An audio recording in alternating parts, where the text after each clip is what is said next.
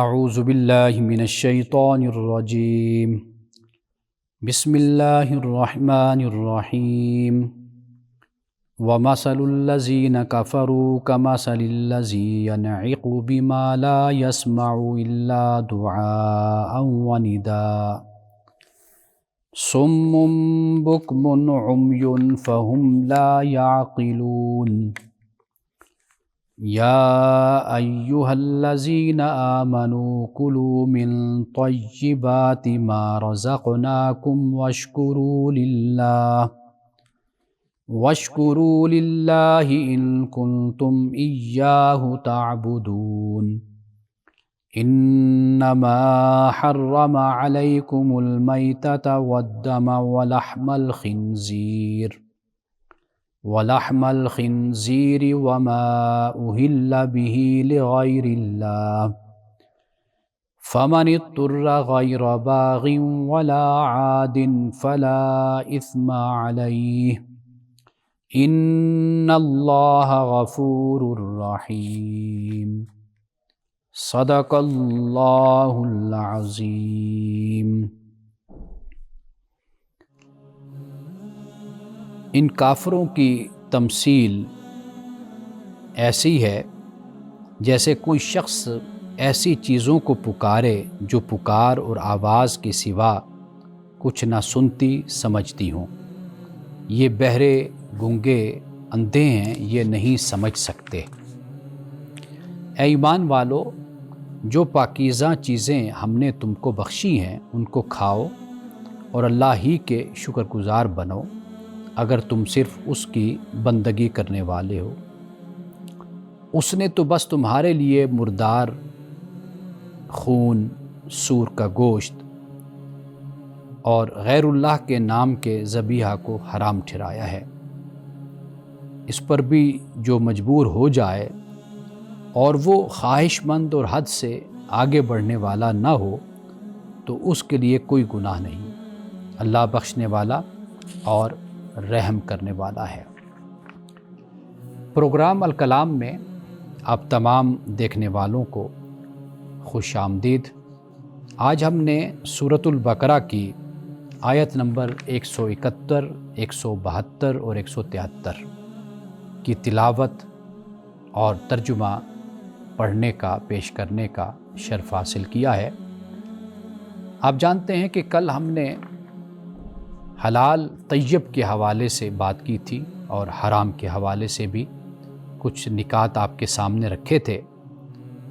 تو آج اللہ سبحانہ و تعالیٰ نے ان لوگوں کا کہ جو یہ کہتے ہیں کہ ہم نے تو اپنے آباء و اجداد کو جس راستے پہ پایا ہے، یعنی جو عقائد، نظریات ہمیں اپنے آباء سے ملے ہیں، اجداد سے ملے، ہم تو انہی کو ہی اختیار کریں گے اور ہم اسی کی پیروی کریں گے۔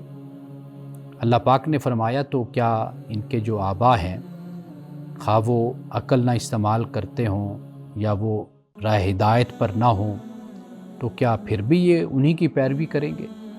تو یہاں اللہ سبحانہ و تعالیٰ نے سب سے پہلے عقل کو بیان کیا ہے اور پھر اس کے بعد ہدایت کو بیان کیا۔ یہاں اللہ نے ان کی جو مثال دی ہے، ان کی جو تمثیل اللہ نے یہاں پر بیان کی ہے، تو فرمایا کہ ان کافروں کی مثال ایسے ہے کہ جیسے کوئی شخص ایسی چیز کو پکارتا ہے، آواز دیتا ہے کہ جو آواز اور پکار جو ہے ان کو بس وہی سنائی دیتی ہے، یعنی اس کا کیا معنی ہے، کیا مفہوم ہے، وہ الفاظ کیا ہیں، ان کو اس سے کوئی ان کی سمجھ ہی نہیں ہوتی، جیسے چوپائے ہوتے ہیں۔ قرآن مجید نے یہاں پر ینعقو کا لفظ استعمال کیا ہے، نون عین قاف اس کا مادہ ہے، اور یہ جو چرواہا اپنی بکریوں کو، بھیڑوں کو بلانے کے لیے ان کو آواز دیتا ہے تو اس پہ یہ لفظ بولا جاتا ہے۔ اب آپ یہ دیکھیے کہ جب آواز دیتا ہے چرواہا تو وہ ایک خاص قسم کی آواز ہوتی ہے، اس کا کوئی معنی نہیں ہوتا، وہ کوئی لفظ نہیں ہوتا، وہ کوئی الفاظ، کوئی جملہ کچھ نہیں ہوتا، صرف ایک آواز، یعنی بکریوں کو بلانے کی علیحدہ آواز ہے اور اسی طریقے سے گائے بھینس کو بلانا ہو تو وہ ایک علیحدہ آواز ہوتی ہے، اسی طریقے سے کتوں کو بلانا ہو تو وہ ایک خاص آواز ہے، لیکن ایک آواز ہے۔ تو یہاں پہ اللہ سبحانہ و تعالیٰ نے یہ بیان کیا کہ جو یہ کفار جو ہیں مشرکین، یہ عقل و ہدایت کی پیروی نہیں کرتے تو یہ چوپایوں جیسے ہیں۔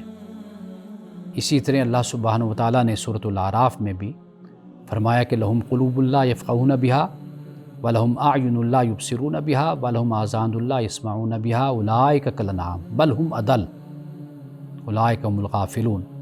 فرمایا کہ ان کے پاس دل ہیں، یہ سمجھتے نہیں ہیں، آنکھیں ہیں دیکھتے نہیں ہیں، کان ہیں یہ سنتے نہیں ہیں۔ فرمایا کہ یہ جانوروں جیسے، چوپایوں جیسے ہیں، بل ہم اضل، بلکہ ان سے بھی بدتر۔ ان سے بدتر کیوں ہیں؟ بدترین ہونے کی وجہ جو ہے وہ یہ ہے کہ ان کے پاس تو عقل جیسی دولت نہیں ہے، ان کے پاس تو یہ صلاحیت ہے سننے کی، سمجھنے کی، جاننے کی، یہ اس کے باوجود اپنی عقل کو استعمال نہیں کرتے۔ تو فرمایا کہ ان کے پاس تو یہ نعمت ہے، اس کے باوجود یہ استعمال نہیں کرتے، فرمایا یہ ان سے بھی بدتر ہیں۔ تو اللہ سبحانہ و تعالیٰ نے جو عقل کو استعمال نہیں کرتے ان کے بارے میں قرآن پاک میں بہت جگہ پہ ایسی بات بیان کی گئی ہے جو بہت ہی آپ کہیے کہ جگا دینے والی بات ہے۔ مثال کے طور پر سورۃ الملک کو آپ دیکھ لیجئے، کلما القی فیہا فوج سألہم خزنتہا الم یأتکم نذیر قالوا بلی قد جاءنا نذیر فکذبنا وقلنا ما نزل اللہ من شیء ان انتم الا فی ضلال کبیر وقالوا لو کنا نسمع او نعقل ما کنا فی اصحاب السعیر۔ کہ جب یہ کفار کی جو فوج ہے، یعنی ان کا جو گروہ جہنم میں ڈالا جائے گا، تو ان سے جو جہنم کے جو نگران ہوں گے ان سے پوچھیں گے بھئی کیا تمہارے پاس نذیر نہیں آیا تھا، وارن کرنے والا، ڈرانے والا، خبردار کرنے والا؟ تو کہیں گے کہ بالکل آیا تھا۔ تو پھر تم نے ان کے ساتھ کیا سلوک کیا؟ تو کہیں گے ہم نے ان کو جھٹلایا اور ہم نے کہا کہ نہیں، اللہ نے تمہیں نہیں بھیجا اور تم ان انتم الا فی ضلال کبیر، تم بڑی گمراہی میں ہو۔ یعنی ایسے الفاظ پیغمبروں کے لیے بولے۔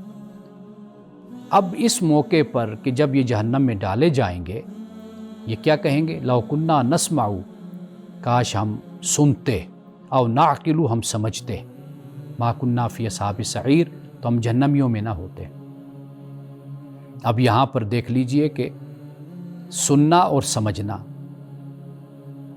اللہ نے سماعت دی ہے تو کیوں سماعت دی ہے؟ کہ آپ نے سننا ہے، تو آپ سنیے، اور پھر اس کے بعد اگلا مرحلہ کیا آتا ہے؟ پھر سمجھنے کا آتا ہے، پھر سمجھیے۔ جب سمجھ لیا تو پھر ہدایت پر آ جائیے۔ اللہ نے اپنے پیغمبروں کو اس لیے بھیجا۔ انسان کو اللہ نے وہ تمام صلاحیتیں پہلے دے دیں کہ جن کی بنیاد پر انسان کو مخاطب کیا جاتا ہے، انسان سے گفتگو کی جاتی ہے، اس کو بلایا جاتا ہے۔ جانوروں کو، چوپایوں کو نہیں بلایا جاتا۔ اگر انسان چوپایوں کی طرح، جانوروں کی طرح اگر ری ایکٹ کرنے لگ جائے، رد عمل دینے لگ جائے، تو وہ پھر تو چوپایوں سے بدتر ہے، اس لیے کہ ان کے پاس تو یہ سمجھنے کی، سننے سمجھنے کی صلاحیت ہی نہیں۔ یعنی سمجھنے سننے سے مراد جیسے میں نے یہاں پر بیان کیا۔ تو اللہ سبحانہ و تعالیٰ نے فرمایا کہ ان کی مثال ایسے ہی ہے کہ جیسے ایک آواز ہوتی ہے، پکار ہوتی ہے، بلانا ہوتا ہے، بس وہ جیسے جانور چوپائے سنتے ہیں، ان کو بھی ایسی آواز تو پیغمبر کی سنائی دیتی ہے، لیکن یہ اس پر غور کرنے کے لیے تیار نہیں ہوتے۔ ناظرین کرام، قرآن مجید کو جب ہم پڑھتے ہیں، قرآن مجید بہت زیادہ زور دیتا ہے عقل کے استعمال پر، بہت زیادہ زور دیتا ہے۔ افلا یتدبرون القرآن ام علی قلوب اقفالها، کیا یہ لوگ قرآن میں تدبر نہیں کرتے؟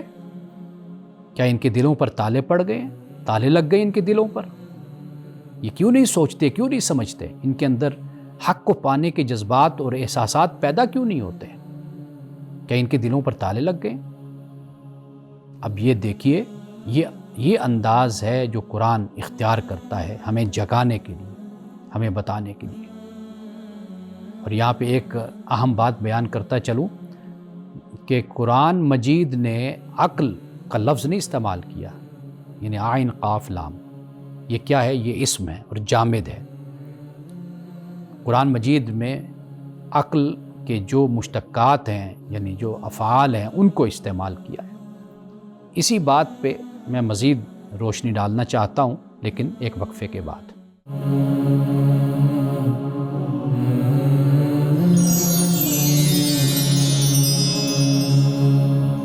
وقفے پہ جانے سے پہلے میں عقل کے حوالے سے یہ نقطہ اور یہ بات بیان کر رہا تھا کہ قرآن مجید میں یہ لفظ بطور اسم کے یعنی جو جامد ہے اس کے نہیں استعمال ہوا عقل، بلکہ قرآن پاک میں فعل کے طور پر یہ استعمال ہوا ہے۔ اس سے مراد کیا ہے؟ اس سے مراد یہ ہے کہ آپ نے اپنی عقل کو استعمال کرنا ہے، اور یہ کوئی جامد شے نہیں ہے، یہ اس میں تحریک ہے، اس میں حرکت ہے۔ یہ آپ کو عقل ہی آگے لے کر جاتی ہے زندگی میں، اور آخرت میں جو ایمان کا معاملہ ہے وہ بھی اسی سوچ اور سمجھ پر مبنی۔ تو اس لیے قرآن مجید میں افلا تعقلون، یعقلون، تدبرون، تفکرون کے الفاظ آتے ہیں۔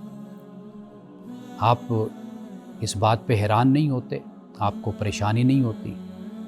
آپ ذرا سوچئے کہ خدا کی وہ کتاب کہ جو ہمیں ہر صفحے پر عقل کے استعمال کی دعوت دیتی ہے، سوچنے سمجھنے کی دعوت دیتی ہے، ریفلیکشن کی دعوت دیتی ہے، ہم اسی کتاب کو ہی عقل بند کر کے پڑھتے ہیں۔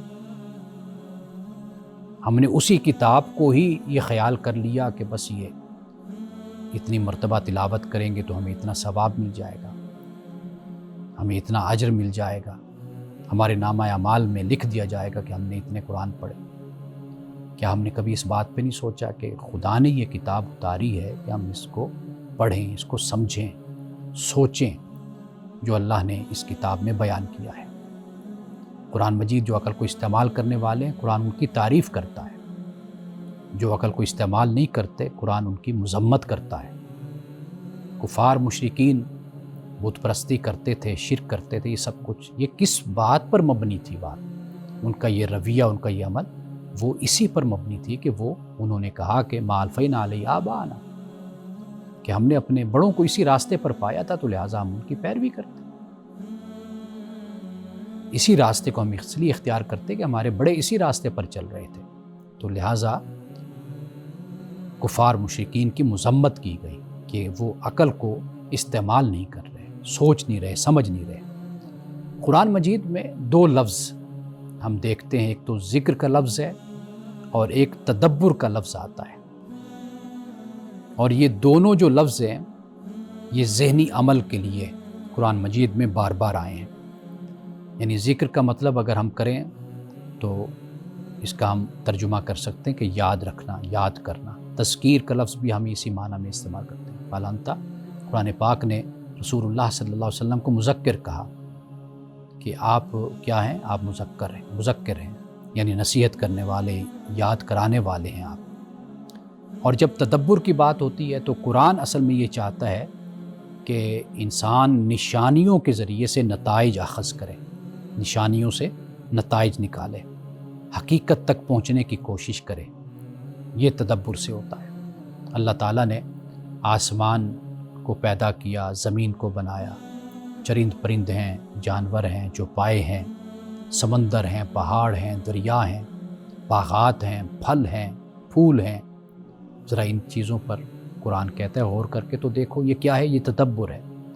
یعنی تدبر قرآن یہ چاہتا ہے کہ آپ نشانیوں کے ذریعے سے نتائج اخذ کریں، نتائج تک پہنچیں اور حقائق کو آپ سمجھیے۔ تو اس لیے قرآن مجید ذکر کو بھی بیان کرتا ہے اور قرآن مجید تدبر کو بھی بیان کرتا ہے۔ اور پھر یہ بات یاد رکھیے کہ جو انسانی عقل ہوتی ہے اس کی 3 سطحیں ہوتی ہیں، 3 لیول ہوتے ہیں۔ ایک ادراک ہوتا ہے، دوسرا فہم ہوتا ہے، اور تیسرا فیصلہ جس کو ہم حکمت کہتے ہیں۔ یعنی ادراک ایک چیز کو ہم محسوس کرتے ہیں کہ یہ کیا ہے یا میں کیا ہوں، اور پھر یہ بھی جو مجھے نظر آ رہا ہے میں دیکھ رہا ہوں۔ پھر اس سے اگلا قدم کیا ہوتا ہے؟ پھر فہم کا ہوتا ہے، انڈرسٹینڈنگ کا ہوتا ہے کہ انسان انڈرسٹینڈ کرتا ہے، اور پھر چیزوں کے باہمی تعلق کو سمجھنے کی کوشش کرتا ہے، اور تیسری بات پھر حکمت ہوتی ہے، فیصلہ ہوتا ہے، پھر انسان کسی نتیجے تک پہنچتا ہے۔ تو قرآن مجید ہمیں ذکر کی تعلیم بھی دیتا ہے اور قرآن ہمیں تدبر کی بھی تعلیم دیتا ہے۔ الذین یذکرون اللہ قیاما وقعودا وعلی جنوبہم ویتفکرون فی خلق السماوات والارض، یعنی یہ جو اللہ کے نیک بندے ہیں نا، یہ ذکر کرتے ہیں اللہ کا۔ اب یہاں پر ذکر کا لفظ ہے، اٹھتے بیٹھتے پہلوؤں پر، اور ویتفکرون، اب یہ تفکر وہی تدبر کی بات ہو گئی۔ آسمان اور زمین کی تخلیق میں تدبر، تفکر کرتے ہیں۔ ربنا ما خلقت ھذا باطلا، اور کہتے ہیں ہمارا رب تو نے یہ جو سب کچھ بھی بنایا یہ باطل نہیں بنایا۔ تو انسان کو جو عقل کی دولت اللہ نے عطا کی، یہ بہت بڑی دولت ہے، بہت بڑی دولت ہے۔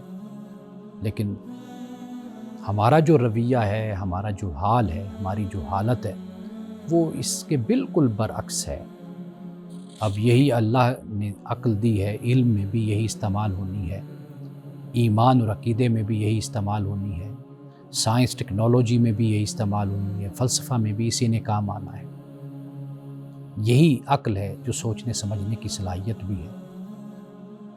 تو ہمارا حال اس وقت جو تنزلی کا اور زوال کا ہے، اس کی وجہ یہی ہے، قرآن پاک نے عقل پر جو زور دیا، سوچنے اور سمجھنے پر، ہم نے قرآن کے اس پہلے حکم ہی کو اختیار اپنی زندگی میں نہیں کیا، اس پہلی رغبت کو، ترغیب کو، اور اس پہلی نصیحت ہی کو ہم نے بھلا دیا، جو قرآن پاک ہمیں جس کی تعلیم دیتا ہے۔ وہ جو اقبال نے کہا کہ کبھی اے نوجوان مسلم تدبر بھی کیا تو نے، یہ وہ تدبر ہے کہ اگر مسلمان یہ اختیار کر لے تو پھر یہ جو تنزلی ہے، یہ جو زوال ہے، اس سے ہم باہر آ سکتے ہیں۔ اب دیکھیے اس کے بعد اللہ سبحانہ و تعالیٰ نے صم بکم عمی فہم لا یعقلون، یہاں پر پھر عقل کی بات فرمائی کہ یہ عقل نہیں اختیار کرتے، عقل کو استعمال نہیں کرتے۔ یہ لوگ کیا ہیں؟ فرمایا گنگے اندھے ہیں، یعنی بہرے گنگے اندھے ہیں یہ، اور سمجھتے نہیں ہیں، عقل کو استعمال نہیں کرتے۔ پھر ایک مرتبہ فرمایا ایمان والو طیبات سے کھاؤ جو ہم نے دیا تمہیں، اور شکر ادا کرو۔ پہلے تو یا ایھا الناس فرما دیا تھا انسانوں سے، خاص طور پہ کفار و مشرکین سے، اب یہاں پر ایمان والوں سے کہا کہ شکر بھی کرو اللہ کا، اگر تم اسی کی عبادت کرتے ہو۔ اللہ کا شکر یہ لازم ہو جاتا ہے جب انسان اللہ کی دی ہوئی نعمتوں کو استعمال کرتا ہے۔ اللہ کی دی ہوئی نعمتیں، ان پر شکر گزاری کا جو اظہار ہے، وہ یہ نہیں ہے کہ صرف اللہ تیرا شکر ہے یہ کہہ دینا کافی ہے، یہ تو زبان کا شکر ہو گیا نا۔ تو آپ کے ہاتھوں کا شکر ہے، آپ کے پاؤں کا شکر ہے، آپ کی آنکھوں کا شکر ہے، آپ کے کانوں کا شکر ہے، آپ کے باطن کا، آپ کے احساسات کا، جذبات کا شکر ہے، وہ کدھر جائے گا؟ صرف زبان کا شکر تو کافی نہیں ہے نا کہ آپ نے یہ کہہ دیا۔ تو لہٰذا جب ہم اللہ پاک یہ فرماتا ہے کہ اللہ کا شکر ادا کرو، تو اس سے مراد یہ کہ سراپا اس بات کا اظہار کرو، اے اللہ میں تیرا ہی محتاج ہوں، میں تیرے سامنے ہی جھکتا ہوں، میں تیری فرما برداری کرتا ہوں، میں اپنی زندگی ان صلاتی و نسکی و محیای و مماتی للہ رب العالمین، میری نماز، میری قربانی، میری زندگی، میری موت مولا صرف تیرے لیے، یہ ہے در حقیقت شکر۔ اب اس کے بعد اللہ پاک نے وہ جو حرام ہے ان کو بیان کیا ہے کہ اللہ نے تم پر حرام کیا، کیا حرام کیا؟ مردار کو حرام کیا، میتہ کو، یعنی کوئی ڈیڈ ہے، مردار ہے جانور، تو اس کو نہیں کھایا جا سکتا، اور دم کو، خون، یہ بھی حرام ہے، اور لحم الخنزیر، اور فرمایا کہ جو سور کا گوشت ہے خنزیر کا، تو فرمایا کہ یہ بھی حرام ہے۔ وما اہل بہ لغیر اللہ، اور غیر اللہ کے نام کا جو ذبیحہ ہوتا ہے، یعنی اللہ کا نام لے کر جو جانور ذبح نہیں کیا گیا، بتوں کا نام لے کر اپنے معبودان باطل کے نام پہ ذبح کیا گیا، ان کے لیے، ان کے چڑھاوے کے لیے، تو فرمایا کہ یہ بھی حرام ہو گیا۔ اب میتہ بھی سمجھ آ گیا، دم بھی سمجھ آ گیا، لحم الخنزیر بھی سمجھ آ گیا۔ اب یہ جو معاملہ ہے وہ ما اہل بہ لغیر اللہ، یہ شرکیہ جو عمل ہے اللہ کی توحید پر ایمان رکھنے والا مومن مسلمان، یہ جو 3 باتیں ہیں یہ تو ہمیں نظر آتی ہیں، لیکن ہم دیکھتے ہیں کہ اگر کوئی جانور کو ذبح کرتا ہے، خدا کا نام نہیں لے رہا، غیر اللہ کا نام لیتا ہے، تو جانور تو وہی ہے، لیکن اللہ نے فرمایا کہ وہ حرام ہے، اس لیے کہ روحانیت اور باطن کے حوالے سے اس کے بہت زیادہ نقصانات ہیں، عقیدے کے حوالے سے نقصان ہے۔ ان کا نقصان جسمانی ہو سکتا ہے، لیکن اس کا جو نقصان ہے یہ ایمانی اور روحانی نقصان ہے، یہ سب سے بڑا نقصان ہے۔ اگر اس کو ہم سمجھیں تو یہ سب سے بڑا نقصان ہے۔ تو قرآن پاک نے یہ بات یہاں پر بیان کر دی، اور پھر ایک استثناء اس صورت میں بیان کر دیا کہ جب آپ کی جان کو خطرہ ہے، زندگی کو خطرہ ہے، اور زندگی کو بچانے کے لیے آپ کے پاس کوئی چیز موجود نہیں ہے سوائے اس کے کہ جو یہ حرام ہے وہ موجود ہے، تو فرمایا کہ ضرورت کے مطابق استعمال کیا جا سکتا ہے۔ فَمَنِ اضْطُرَّ غَيْرَ بَاغٍ وَلَا عَادٍ، خواہش مند ہو کر بھی نہیں کھانا چاہیے اور حد سے بڑھ کر بھی نہیں کھانا چاہیے، اتنا کھا لو کہ زندگی بچ جائے اور تم اپنے مقام تک پہنچ جاؤ۔ آج یہیں تک ہم رکھتے ہیں، آیت نمبر 173 تک۔ انشاءاللہ اس سے آگے جو بیان ہے آیات میں وہ ہم کل اس پر ہم بات کریں گے، اور انشاءاللہ کل میں آپ کو حلال اور حرام کے حوالے سے جو قرآن میں مختلف مقامات پر بیان کیا گیا ان کی روشنی میں مزید میں اس پر آپ کو بتاؤں گا کہ قرآن ہماری کیا رہنمائی کرتا ہے۔ وقفے کے بعد آپ کے سوالات کی طرف ہم آتے ہیں۔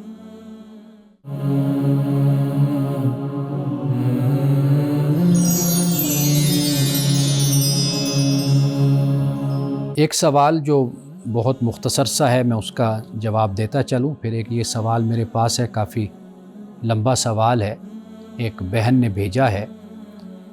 ایک سوال جو سمپل اور سادہ سا ہے وہ یہ ہے کہ کیا نماز تہجد بیٹھ کر پڑھی جا سکتی ہے؟ جی بالکل، نماز تہجد بیٹھ کر پڑھی جا سکتی ہے اور اس میں کوئی حرج نہیں ہے، لیکن یہ بات یاد رکھیے کہ اگر آپ صحت مند ہیں، تندرست ہیں، اور اٹھ کر پڑھنے میں، کھڑے ہو کر پڑھنے میں اگر کوئی بھی آپ کو مسئلہ نہیں ہے تو پھر اچھی بات یہی ہے کہ آپ کھڑے ہو کر پڑھیے۔ اگر پھر بھی آپ بیٹھ کر پڑھنا چاہتے ہیں تو نماز تہجد بیٹھ کر ادا کی جا سکتی ہے۔ تو یہ سمپل اور سادہ اس کا جواب ہے۔ اب آئیے اس سوال کی طرف۔ یہ ایک بہن نے بھیجا ہے کہ میرے شوہر چاہتے ہیں کہ میں ہر ہفتے ان کی فیملی سے ملنے جاؤں، لیکن مجھے وہاں زیادہ عزت اور اہمیت محسوس نہیں ہوتی۔ جب میں انہیں یہ بات بتاتی ہوں تو وہ میری بات کو نظر انداز کر دیتے ہیں اور مجھے رشتہ خراب کرنے کا الزام دیتے ہیں۔ سوال یہ ہے، سسرال سے متعلق توازن اور حدود کیسے قائم کی جائیں جہاں شوہر میری بات کو سنیں اور میری تکلیف کو محسوس بھی کریں؟ یہ ایک بہن کا سوال ہے۔ تو میں اس حوالے سے یہ عرض کروں گا کہ پہلے تو میری بہن اپنے آپ کو سمجھے، اپنے آپ کو دیکھے، یعنی اپنے آپ سے گفتگو کرے، اپنے پہ غور کرے کہ واقعی یہ مسئلہ ہے یا نہیں ہے، کیونکہ بعض اوقات ہمیں خود ایسے محسوس ہوتا ہے کہ بھئی یہ پرابلم ہمارے ساتھ ہے، یعنی میں جیسے گئی تو مجھے عزت نہیں ملی، نند نے میرے ساتھ ایسے بات کی، یا میری ساس ایسے بولی، یا سسر یا دیور وغیرہ ایسے۔ تو کئی دفعہ ایسے ہوتا ہے کہ ہم ان رشتوں کے حوالے سے حساس بھی ہو جاتے ہیں، سینسٹیو ہو جاتے ہیں، اور ہماری کچھ ایکسپیکٹیشنز بھی ہوتی ہیں۔ تو وہ ایکسپیکٹیشنز جب پوری نہیں ہوتی تو ہم یہ سمجھتے ہیں کہ شاید ہمیں صحیح طریقے سے عزت نہیں مل رہی، اور کئی دفعہ ہمارے کان بھرنے والے لوگ بھی ہوتے ہیں کہ جس کی وجہ سے ایک میل سی دل میں آ جاتی ہے۔ اور یہ جو کانوں میں جو لوگ باتیں ڈالتے ہیں نا، یہ باتیں بہت خطرناک کردار ادا کرتی ہیں، ان باتوں کا زہریلا اثر ہوتا ہے، اور ایسی یہ ان کی زہر ہوتی ہے کہ جو آخر تباہ کر دیتی ہے گھر کو اور خاندان کو، نتیجہ وہی نکلتا ہے پھر تباہی کا۔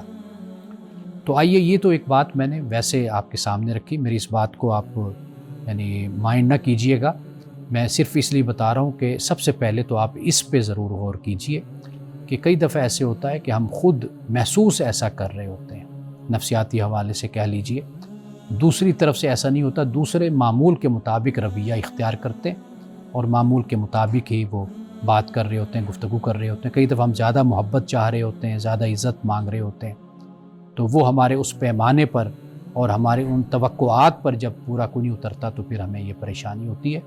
تو میں نے یہ اس حوالے سے بات کی۔ یہ بات میری شوہروں کے لیے بھی ہے اور بیویوں کے لیے بھی ہے۔ شوہر بھی کئی مرتبہ اسی بات پر ناراض ہوتے ہیں کہ میں سسرال گیا ہوں تو مجھے اس طریقے سے عزت نہیں ملی، بلکہ آپ یوں کہیے کہ مردوں کی طرف سے یہ جو شکوہ ہوتا ہے، یہ شکایت ہوتی ہے، یہ زیادہ سننے کو ہمیں ملتی ہے۔ اب آئیے، پہلی بات تو یہ ہے کہ اسلام ہر رشتے میں ہمیں توازن سکھاتا ہے اور اس کی تعلیم دیتا ہے، یعنی نہ تو مکمل کنارہ کشی اختیار کی جانی چاہیے اور نہ ہی زبردستی اور جبر، اس کی بھی ہمیں اسلام تعلیم نہیں دیتا، ہمیں منع کرتا ہے۔ تو پہلی بات تو ہم شوہر سے یہ کہنا چاہیں گے کہ شوہر پہ لازم ہے کہ وہ بیوی کی جو تکلیف ہے اس کو سنے، سمجھے اور پھر اس کا لحاظ بھی رکھے۔ بے شک وہ اس کے والدین ہیں، بہن بھائی ہیں، لیکن وہ اپنی بیوی کی بات کو بھی سنے۔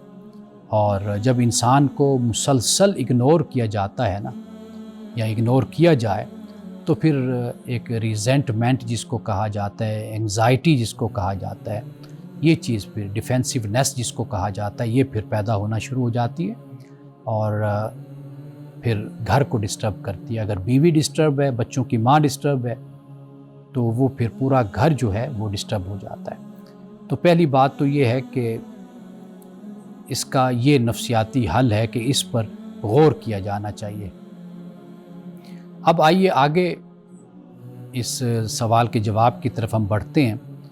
ایک تو یہ ہے کہ ہر ہفتے جانا کوئی لازم نہیں ہوتا، یہ بات بھی ذہن میں رکھیے، اور کوالٹی جو وزٹ ہوتا ہے، کوالٹی ٹائم، یہ زیادہ اہم ہوتا ہے۔ اور یہ بات جو مرد ہے، خاوند ہے، وہ اس بات کو سمجھے کہ ہر ہفتے جا کر حاضری دینا، ہاں اگر جانا ہے تو بیٹا چلا جاتا ہے، مل آتا ہے، یا بہن بھائیوں سے بھائی مل جاتا ہے جا کر، تو وہ ٹھیک ہے اپنی جگہ پر۔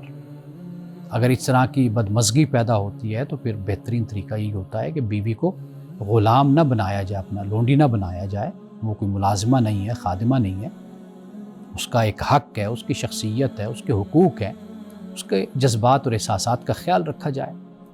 تو ہر ہفتے جانا بھی لازم نہیں ہے۔ کوالٹی ٹائم وہ ہونا چاہیے کہ دونوں طرف سے ایک خوشی کا اظہار ہو اور ویلکمنگ طریقہ ہو، تو یہ زیادہ بہتر ہے۔ اور پھر یہ یاد رکھیے کہ جو شوہر کا کردار ہوتا ہے نا خاندانی حوالے سے، اس کو آپ میڈیٹر کا کردار کہہ سکتے ہیں، کہ وہ درمیان میں ہوتا ہے۔ اگر کوئی ایسی بات ہو تو وہ اس بات کو سمجھے۔ اگر سسرال کی طرف سے کوئی زیادتی، یعنی میکے کی طرف سے، خامند کا میکا جو ان سا ہے، یعنی والدین ہو گئے، بہن بھائی ہو گئے، اگر ان کی طرف سے کوئی زیادتی ہے تو اسے چاہیے کہ وہ اپنے والدین کو سمجھائے، ان سے گزارش کرے کہ بھئی آپ جو جذبات، احساسات اپنی بیٹی کے لیے رکھتے ہیں وہی آپ اپنی بہو کے لیے بھی رکھیں۔ بہن بھائیوں کو یہ بات سمجھائی جا سکتی ہے، خاص طور پہ بہنوں کو، اس لیے کہ وہ بھی کسی گھر میں ہوتی ہیں یا انہوں نے جانا بھی ہوتا ہے، گھر والی ہوتی ہیں اور بچے ہوتے ہیں، تو وہ یہ بات آسانی سے سمجھ سکتی ہیں کہ بھئی آپ کے بھی ساس سسر ہیں، آپ کے بھی دیور جیٹھ اور آپ کے نندے ہیں، تو آپ کے کیا جذبات ہوں گے اگر یہ رویہ آپ کے ساتھ اختیار کیا جائے۔ تو یہ خاوند کا جو کردار ہے نا، وہ میڈیٹر کا کردار ہوتا ہے، وہ دونوں طرف سے بات کو سمجھے، سنے۔ ہاں جہاں پہ بیوی زیادتی کرے تو وہ اس کو سمجھائے کہ بھئی یہ نہیں ہونا چاہیے آپ کی طرف سے یہ رویہ۔ اور اگر دوسری طرف سے یہ جو ہمارے ہاں ایک مذہبی رنگ اختیار کر لیا جاتا ہے کہ میرے والدین ہیں، میں کیسے ان کے سامنے بولوں، میں کیسے بات کروں، اسلام آپ کو بدتمیزی سے، بے ادبی سے، گستاخی سے منع کرتا ہے۔ اسلام آپ کو اس سے ہرگز نہیں منع کرتا کہ آپ اپنے ماں باپ کے سامنے کوئی بات نہیں کہہ سکتے۔ تو ماں باپ سے آپ بات کہہ سکتے ہیں اور ان سے گزارش آپ کر سکتے ہیں کہ بھئی آپ خیال کیجئے کہ وہ بھی کسی کی بیٹی ہے، بلکہ میری بیوی ہے، اگر آپ مجھے خوش دیکھنا چاہتے ہیں تو پھر آپ کی طرف سے کوئی ایسی زیادتی اور رویہ نہیں ہونا چاہیے۔ ایک دو باتیں مزید اس پر میں کرنا چاہوں گا لیکن وقفے کے بعد۔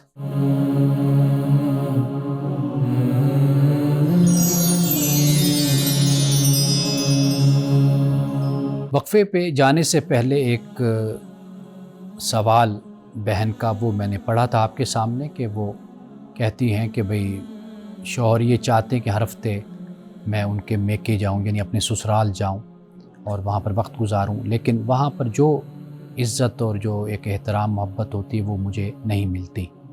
تو لیکن شوہر ہر صورت میں مجھے کہتا ہے کہ جانا ہے، اور پھر وہ کہتے ہیں کہ بھئی آپ اس طرح تعلقات کو خراب کر رہی ہیں، گھروں کو خراب کر رہی ہیں آپ، تو اس طرح کی باتیں وہ پھر مجھ سے کہتے ہیں۔ تو انہوں نے اس کا حل پوچھا، وہ میں نے آپ کو کچھ تفصیل کے ساتھ بتا دیا۔ ایک دو باتیں مزید میں کہنا چاہ رہا ہوں، چونکہ یہ بڑا اہم مسئلہ ہوتا ہے، تو ممکن ہے کہ میرے اس جواب سے اور ان باتوں سے جو ناظرین سن رہے ہیں تو فائدہ ہو، آپ کسی اور کو یہ بات بتا سکتے ہیں، آپ کے گھر کا مسئلہ ہو تو آپ اس کو حل بھی کر سکتے ہیں۔ تو شوہر کی میں نے یہ گزارش کی کہ شوہر کا جو کردار ہے وہ میڈیٹر کا ہونا چاہیے، ایک درمیان میں جو شخص ہوتا ہے، ثالثی کہہ لیجئے اس کو، حکم کہہ لیجئے، اس کا جو کردار ہوتا ہے وہ شوہر کو ادا کرنا چاہیے، پارٹی نہیں بننا چاہیے، نہ بیوی کے ساتھ زیادتی ہونی چاہیے اور نہ والدین اور بہن بھائیوں کے ساتھ کوئی زیادتی کا رویہ ہونا چاہیے۔ گویا کہ وہ برج بنے، پل بنے، وہ پریشر نہ ڈالے، اور پھر بیوی کے جو احساسات ہیں ان کو ویلیڈیٹ کرے، یعنی ان کا خیال کرے، اور بیوی کو بھی تعلیم کرے، تلقین کرے، نصیحت کرے کہ بھئی وہ بھی اس کے جو میکا ہے اس کے جذبات اور احساسات کا خیال رکھے۔ میں یہاں پہ ہمیشہ ایک بات کہا کرتا ہوں، دیکھیے ایک تو میاں بیوی کا جو آپس کا تعلق ہوتا ہے، کچھ باتیں ہوتی ہیں جو نکاح فارم پہ لکھ دی جاتی ہیں، یعنی ان ریٹن کچھ شرائط، کچھ معاہدہ آپ کہہ لیجیے، ایگریمنٹ ہوتا ہے۔ ایک ان ریٹن نہیں ہوتا، ایسا معاہدہ بھی ہوتا ہے، وہ کیا ہوتا ہے، وہ احسان کا ہوتا ہے، احساناً، یعنی نیکی کا ایک دوسرے کے ساتھ، جس طرح عدل اور احسان ہے۔ عدل تو وہی ہے نا کہ جو جیسا حق دوسرا رکھتا ہے اس کو ویسا دے دینا، حق اس کا واپس کر دینا، یہ عدل ہے۔ احسان یہ ہوتا ہے کہ اس سے زیادہ آپ کرتے ہیں، حسن سلوک کہہ لیجئے، یہ وہ جو معاہدہ ہوتا ہے کہہ لیجئے احسان والا معاملہ، یہ ریٹن میں نہیں ہوتا۔ تو لہٰذا آپ دیکھیں گے کہ کئی جگہوں پر خامن بیوی کا جو میکا ہوتا ہے ان کے بڑے کام آ رہا ہوتا ہے، ساس سسر کے حوالے سے، بہن بھائیوں کے حوالے سے، اگر وہ مضبوط ہے معاشی حوالے سے تعلقات میں تو وہ اپنے سسرال کا بھلا کرتا ہے، ان کو سپورٹ کرتا ہے۔ اسی طرح بیوی کا رویہ یہ ہوتا ہے کہ وہ پھر اپنے خامن کا میکا اور اس کا جو سسرال ہے وہ ان کا بھی خیال رکھتی ہے۔ تو کچھ ایگریمنٹ ایسے، کچھ باتیں ایسی ہوتی ہیں جو انڈرسٹوڈ ہوتی ہیں، وہ ایک دوسرے کے ساتھ مل کر چلنا ہوتا ہے۔ اگر ایسا ہو جائے نا کہ ایک فریق تو یہ چاہے کہ بھئی کہ میرے گھر والوں کے ساتھ یا سسرال کے ساتھ تو یہ نیکی، میرے میکے کے ساتھ یہ نیکی کرتے رہے، لیکن میں ان کے میکے کے ساتھ نیکی نہ کروں، اپنے سسرال کے ساتھ اچھا نہ چلوں، تو تالی ہمیشہ دونوں ہاتھوں سے بجتی ہے۔ تو کچھ باتیں ایسی ہوتی ہیں جو طے شدہ ہوتی ہیں، طے ہو جاتی ہیں، کچھ باتیں ایسی ہوتی ہیں وہ طے نہیں ہوتی۔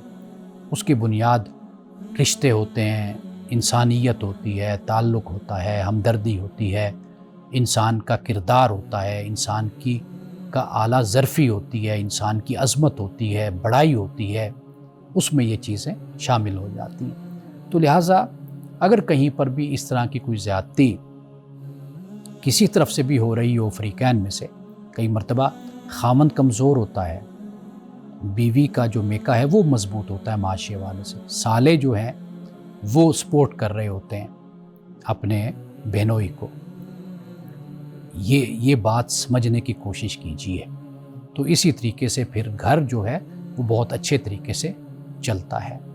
ایک اور سوال تھا لیکن میں وہ چھوڑ کر جا رہا ہوں، میں انشاءاللہ کل اس پروگرام میں اس سوال کا جواب دوں گا، اور وہ سوال نوجوان کا ہے کہ اللہ کی ذات غیر محدود اور لا محدود ہے مگر مخلوق محدود، یہ تعلق کیسے سمجھا جائے اللہ کا اور مخلوق کا جو تعلق ہے، کیونکہ خدا لا محدود ہے اور خدا کی ذات جو ان سی ہے وہ مطلق ہے، تو انسان جو انسان ہے وہ تو مقید اور محدود انسان ہے، تو اس تعلق کو پھر ہم کیسے سمجھیں؟ یہ بڑا اہم سوال ہے۔ تو کل میں انشاءاللہ جو آپ کے سوالات کا وقت ہوتا ہے اس میں اس پر بھی بات کروں گا۔ تو آخر میں ایک حدیث جو ہماری معاشرتی اور سماجی زندگی کے حوالے سے بہت اہم ہے۔ آپ صلی اللہ علیہ وسلم نے فرمایا کہ مجھے اس بات کا حکم نہیں دیا گیا کہ میں لوگوں کے دلوں کی کھوج لگاؤں۔ اللہ کے پیغمبر یہ فرماتے ہیں کہ مجھے اس کا حکم نہیں ہے کہ میں ٹو میں لگا رہوں لوگوں کے دلوں کے۔ یہاں پر ٹو میں لگنے سے یا کھوج میں لگنے سے مراد یہ ہے کہ میں باطن پر لوگوں کے انر سیلف پر حکم لگاتا رہوں، جیسے بدقسمتی سے ہم لوگوں کا رویہ ہے۔ یعنی ظاہر پر کوئی بات کرنے کے بجائے ظاہر پر بھی محتاط رہنا چاہیے، ہم لوگوں کے باطن پر حکم لگاتے ہیں۔ یعنی باطن سے مراد یہ کہ ان کے ایمان پر فیصلے کرتے ہیں کہ یہ مومن ہے، یہ مومن نہیں ہے۔ تو ان فیصلوں سے اور اس طرح کے معاملات سے ہمیں ہمیشہ دور رہنا چاہیے، احتیاط کرنی چاہیے، کیونکہ ہم کل خدا کی بارگاہ میں اس کا جواب دیں گے کہ ہم نے ایسی غلطی کی کہ ہم لوگوں کی ٹوہ میں لگے رہے اور لوگوں کی کھوج میں ہم لگے رہے۔ انہی الفاظ کے ساتھ اجازت دیجیے۔ السلام علیکم ورحمۃ اللہ وبرکاتہ۔